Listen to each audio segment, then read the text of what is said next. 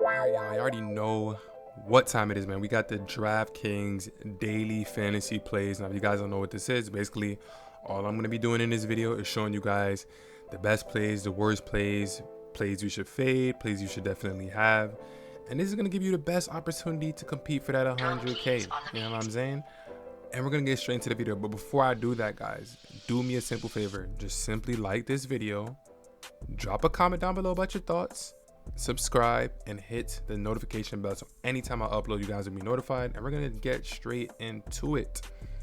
So the first, and also guys, I'm gonna say there is a fight that I'm not sure that they've added to this yet. I'm not seeing it. Blackshear versus Johnson. Yeah, I'm not seeing that Blackshear versus Johnson fight just yet. They should be adding it. It should be that 12th fight spot. So yeah, we'll talk about that fight. But first things first, Juliana Miller is going up against Luana Santos. You know, Juliana Miller is the Ultimate Fighter. I think season 30, Tough 30. Yeah, it was Tough 30 winner. She had she performed in her fight against Brogan Walker. But if you guys seen Brogan Walker fight, she's just terrible. She fights like Tony. She's like the female version of Tony Ferguson. The reason why I say that, even though I'm a fan of Tony, is like she was just very slow. I don't even want to disrespect Tony like that. Brogan Walker is a terrible fighter. I'm just gonna say that. Very slow, very labored. Everything you've seen, you could just tell what she's doing. Everything's telegraphed. And Juliana Miller was able to just run through her, and they had a little bit of beef, so that fight was what it was. But then in Juliana Miller's next fight, you guys see right here against Veronica Hardy, someone who had a 3-year layoff. She looked like absolute dog shit. She looked terrible, horrible, nothing in the striking game. No ability to get any takedowns, and just trying to fish for submissions off her back. And realistically speaking, she just focused on doing OnlyFans. Realistically, like, you can't be doing OnlyFans the way how Juliana Miller does and then expect to be this great fighter with such low experience in MMA. And she's probably already making more money right now on OnlyFans than she is fighting in the cage. And that's the case for most of these girls that fight MMA and start doing OnlyFans. I mean, it's the easy route out. And then you start to really think about it. I can either get punched in the face, or I can just go run off and go do OnlyFans. So yeah, I see zero value in her at 7,900 because of that OnlyFans thing. The only thing that's making me think in the back of my head there might be value is the fact that it's women's MMA and you never really know. And Luana Santos is making her UFC debut. But let me tell you something about Luana Santos. Oh my goodness. Black belt in judo, black belt in BJJ. She has some power in her hands, more polished striking than Juliana Miller, and also dominant on the ground. So I just don't see how Juliana Miller is going to be able to win this fight. I'm going to go, be going with Luana Santos. She's going to be in my lineup. 8,300 is a great price for me, and I'll pay that. I'll pay that cost and then deal with it if things don't go my way. But the matchup is just way too much in favor of Luana Santos. And she's actually gone more than one round before, so I can have some hope on her with that. Now the next fight is going to be Damon Blackshear versus Jose Johnson. I'm expecting Damon Blackshear to be somewhere maybe in the 9.3 range. I say that he's probably going to be 9.3, anywhere from 9.1 to 9.3. So he should be somewhere in that range. I don't see any other fighter here at that range, and he's going to be worth it. And reason being is, I don't see any 9.3, so he's definitely going to be 9.3. He's going to be worth it. He has a dominant, a dominant ground game, good wrestling, good BJJ, and Jose Johnson doesn't. Like in his Dana White Contender Series fight, he got took down 7 times and was put in a bunch of different submissions where he should have been finished, but his opponent just didn't get the job done. But Damon Blackshear will. He was already preparing for Brady Highstand, who's a really good wrestler, relentless wrestler, and you already know that means that that Damon Blackshear's wrestling is going to be on point versus a guy like Jose Johnson. So I would say fade Jose Johnson, and Damon Blackshear is definitely going to be worth it to be in the lineup. Next up, we got it should be Ruiz, but I guess it's Canelo, Monstrat Canelo going up against Jacqueline Amorim.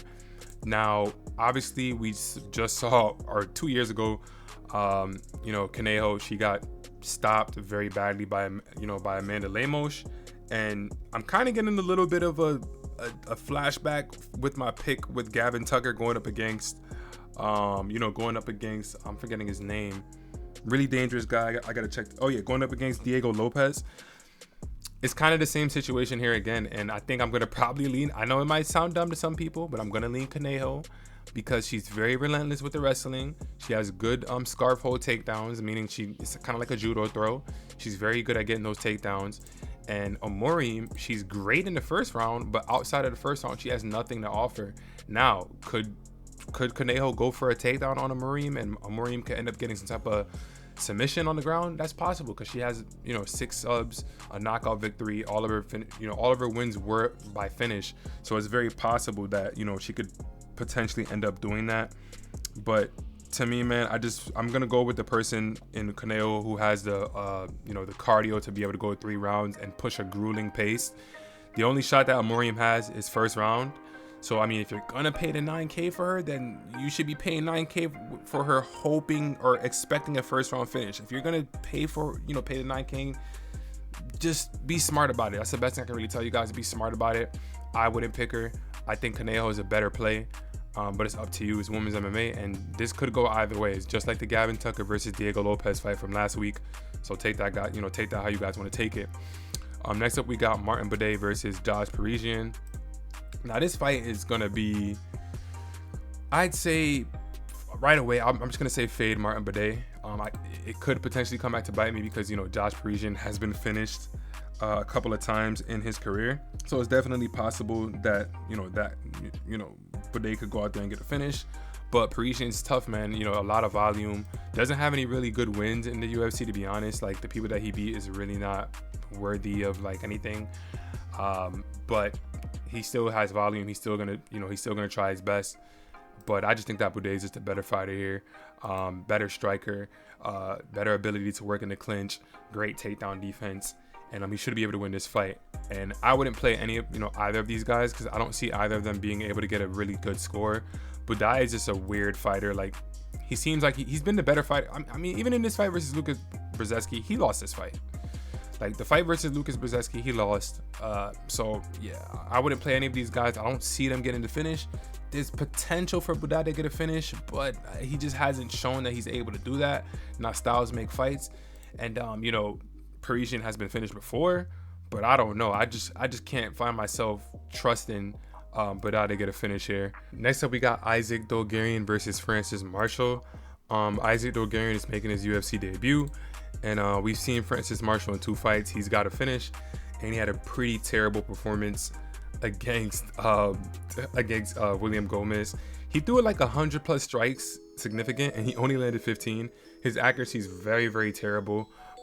He's not that convincing with the wrestling, to be honest, and I don't know, man. Like, I think that Francis Marshall is a better, not even Francis Marshall, sorry, excuse me, Isaac Dolgarian. I think Isaac Dolgarian's a better play, very explosive, all finishes. Yes, he only has 5 wins, 5-0, very inexperienced, so it definitely could go the other way for sure, but I don't know. I just think because of how inaccurate Francis Marshall is, I can just see a path where, or a fight situation where Francis Marshall just isn't accurate enough to really do anything to Dolgarian, and Dolgarian can just put that forward pressure on, maybe get a takedown, because we haven't seen Francis Marshall have to defend against any takedowns just yet. And I just think that Dolgarian is just a more dangerous fighter. Even though Marshall has had 2 UFC fights, first one I don't really count that. I mean, you can count that, right? Because he did what he had to do. But the second fight, to go up against a striker like Gomez and just really have nothing to offer in the striking department and little to nothing with the wrestling until like the 3rd round, it's just like, I'm just gonna go with Dolgarian to get the win. Low confidence. In terms of plays, I don't know, man. I think that Dolgarian's a better play. I don't really see Francis Marshall being able to get a finish here, but who knows? It could go that way. You got a UFC debut. Guys only has 5 wins. It could go that way. So I'm not gonna say to fade either of these guys. I think Dolgarian is more worth it. But if you want to play Marshall from the standpoint of he's going up against a debut, hey, I don't blame you guys at all. Next up, we got Mark. Is it Mike or Mark? Mike. Mike Breeden going up against Terrence McKinney. Now, Terrence McKinney's taking this fight on short notice.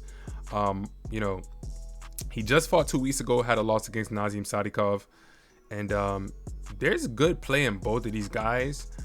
Mike Breeden fought well later on in the fight versus Natan Levy, and he got took down 9 times. and he put up a really great score at 62 points. 62 points to 7,200 is a really, really great score. So I think that Mike Breeden is definitely worth it, especially because of who he's going up against, Terrence McKinney. He doesn't have great cardio to begin with. He just lost 2 weeks ago, and he's taking his fight on short notice. I mean, it doesn't get any more real than that. All of his losses have he's first round or bust, right? If he can't get a win in the first round, he literally turns into a fish out of water. He doesn't want to get hit. Very sloppy. So I think I might even change my pick. I was gonna originally pick Terrence McKinney, but I think I'm just gonna have to pick Mike Breeden here. I can't find myself to trust Terrence McKinney. I mean, Mike Breeden, has he been knocked out before? I mean, Mike Breeden has been finished before, two knockout losses. But I mean, I don't know, man. Terrence McKinney's chin is just not there. Mike Breeden has, he has some knockouts in his career, and I think that I can put some trust into him. So I think that Mike Breeden's going to be a little bit of a play here. Terrence McKinney, obviously, first round or bust for him, to be honest. But with him taking this fight on 2 weeks notice, I just really think that he's going to try to come out there and get a first round finish again. And if it doesn't go his way, man, he's not going to like it, because he's going up against a guy in Mike Breeden that is going to be there for all 3 rounds. It's not like when he fought Alex Hernandez and fought him on short notice. No, he had the time to prepare for Natan Levy, dealt with the takedowns, and put up a really good fight. And, if you guys don't understand points, this is perfect for 7,200. Perfect. If you're going to pay 7,200, you'd hope they just can put up something worth it. And that's good. So, yeah, I think Mike Breeden's worth the play. And then McKinney, obviously, if you guys think he's going to get a finish, the only way you should be playing him is if you guys think he's going to get a finish. If not, do not play him. Next up, we got JP Bays going up against Marcus McGee. And this should be an absolute domination. I think that Marcus McGee should literally finish JP Bays really badly. JP Bays had his first fight at flyweight against Bruno Silva. Got dominated, stopped. Went up to bantamweight because he said the flyweight weight cut was killing him. He got dropped 4 times versus Montel Jackson. Really had nothing to offer the entire fight. And then he went back down to flyweight, right? So he's bouncing from weight class to weight class, right? And then he gets stopped by Cody Durden on the feet. And we know that Cody Durden is a really great wrestler, but we haven't really seen Cody Durden run around and knock people out. He's more so getting sub victory. So we've seen him knock people out, but you guys get the point. This JP Bays is just not trustworthy. And you got a guy like Marcus McGee, great striker, very powerful striker. He ended up getting a sub against a good UFC vet like Journey Newson. And he took that fight on short notice. Came in, got the job done. He trains with Sean O'Malley, so you already know how his striking is. And obviously, like I said before, he has some really great power in his hands. And that's just not going to go well for JP Bays. JP Bays doesn't have a chin to be able to handle what Marcus McGee is going to be throwing at him. So Marcus McGee is one of my most confident picks on the card. I think he should be in your lineup, because I can see this going really, really bad for JP Bays. And yeah, it's pretty simple right there. Next up, we got Jamie Pickett going up against Josh Frem. Now, Jamie Pickett is a terrible fighter. I'm just going to say it right now. I'm sorry to say it. Terrible fighter. Has nothing when he's on the back foot. Has took a bunch of L's inside of the UFC, 2-4. One of his wins is against a guy that's not even in the UFC anymore. And I doubt that Star Rapoli's in the UFC either. Yeah, there's just no way that I'm going to find myself trusting Jamie Pickett to really do anything here.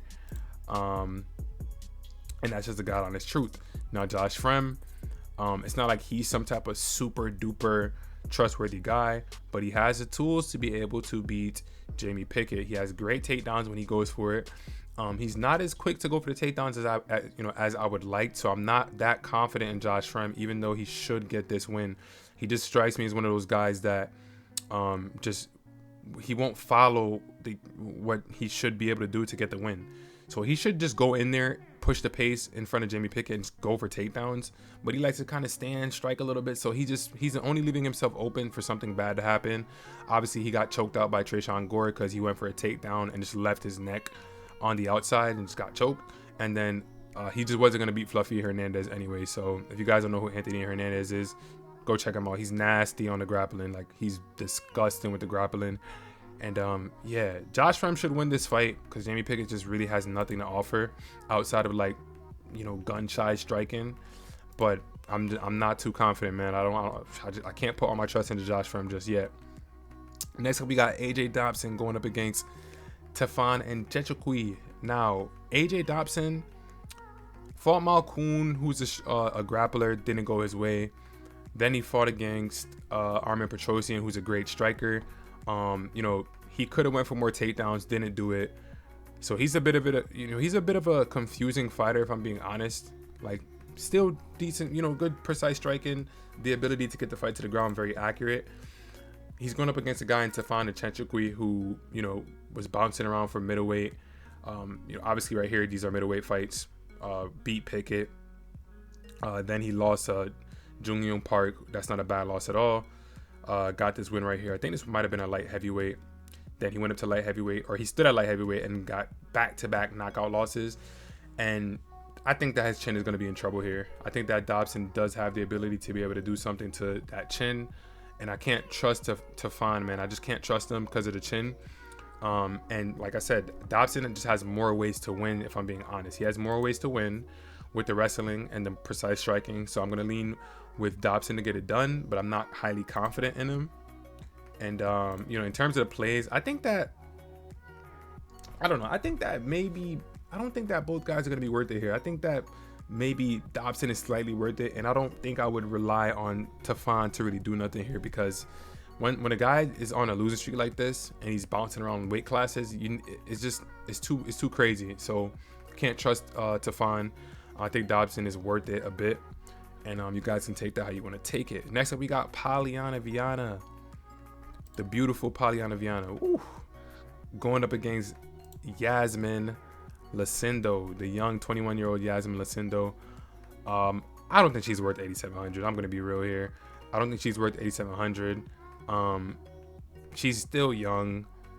I think she's gonna throw out a lot of weird techniques, and I don't think it's gonna really be that precise. Polyana is dangerous in herself. She's never been finished before by strikes, only by she has one finished loss, and that's by submission.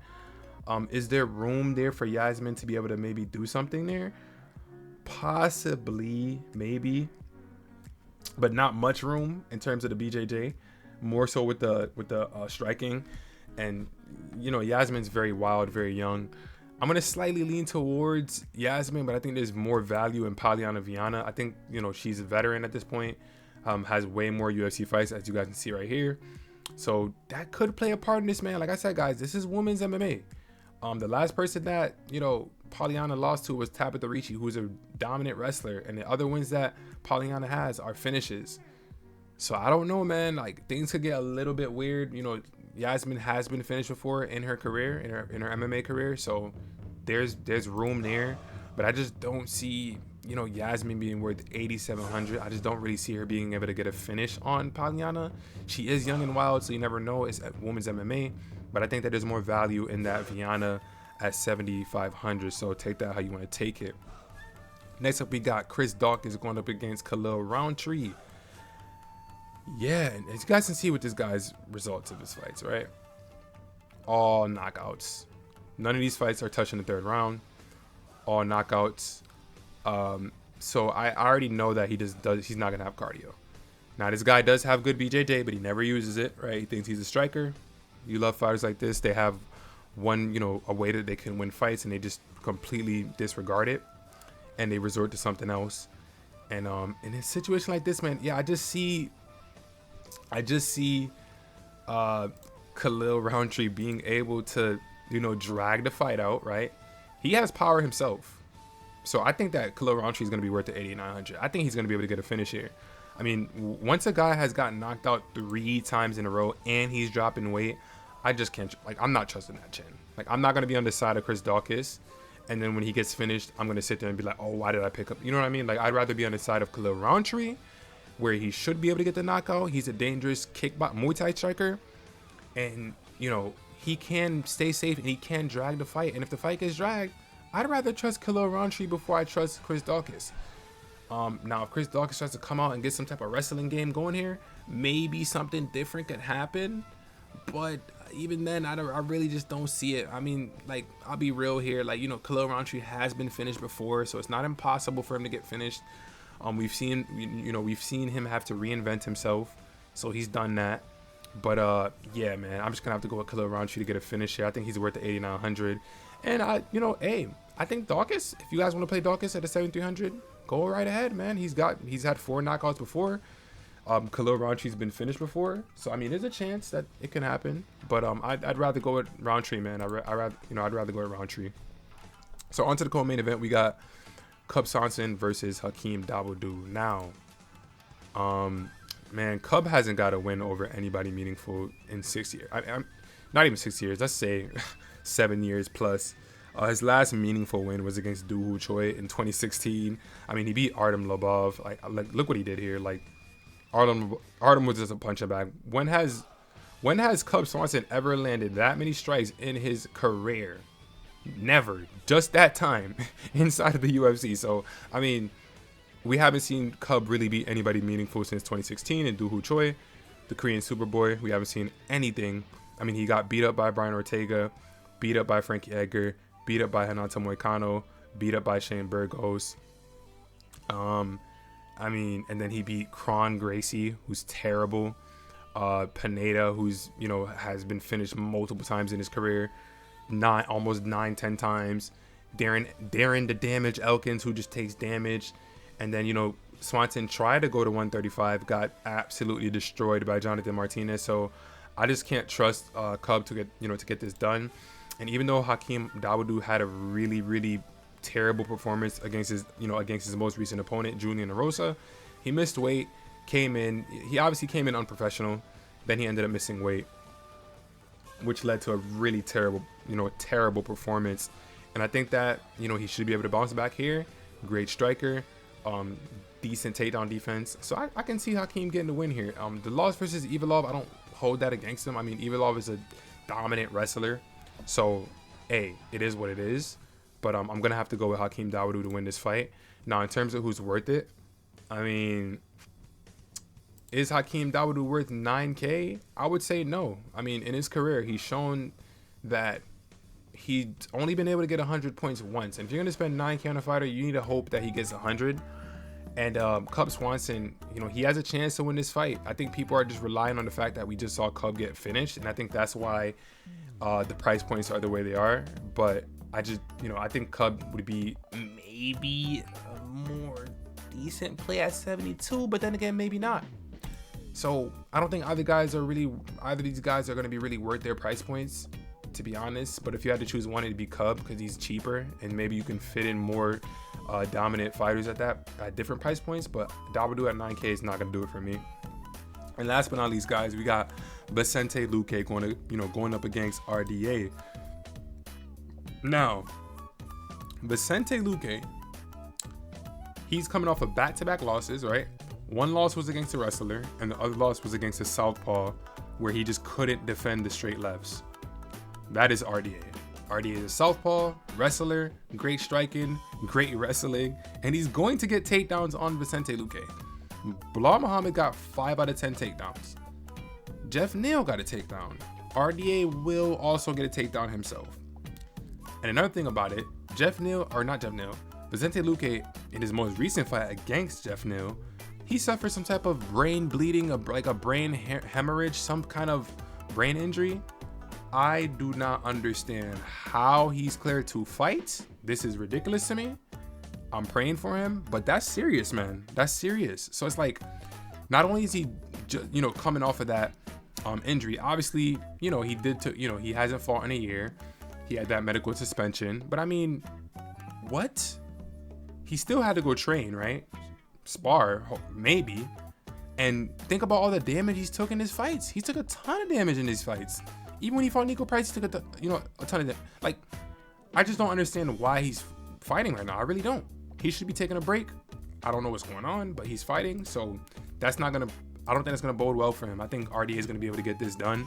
RDA has the wrestling. I mean, look at his past couple of fights. These were at lightweight. It's funny because both of these lightweight wins he had, his last 2 lightweight wins, they were both short notice opponents. But he did what he had to do. And even in this fight versus Fiziev, I mean, he got finished in the fifth round. But he still did show he can wrestle. So I just the styles of the fight is the most important thing here. already is a southpaw. He's going to be able to strike with Vicente. Vicente's taken a lot of damage, even just without the brain injury. Vicente Luque has taken a lot of damage over the course of his career, and that most recent fight against Jeff Neal was, I think that's going to be the breaking point for him. And it's like, that's how MMA works. That's how combat sports works. You can't take damage that often, and if you do, if you don't walk away from the sport, or if you don't retire from the sport is going to retire you. And unfortunately, that can happen to Luque here. I'm praying for him. I don't know what kind of injury that is. That sounds serious. Anything with the brain is serious to me. And yeah, so that's gonna do it for the video, guys. Like I said before, the only fights that you guys couldn't see was Damon Blackshear versus Jose Johnson. And like I said, they should put Blackshear at 9,300 price point, and he's gonna be worth it, and Jose Johnson isn't. So that should do it for you guys. Good luck to anybody that's going to be entering this. Hopefully you do win. And yeah, make sure you guys drop a like, comment, subscribe, and I'll catch you guys in the next video, man. Peace.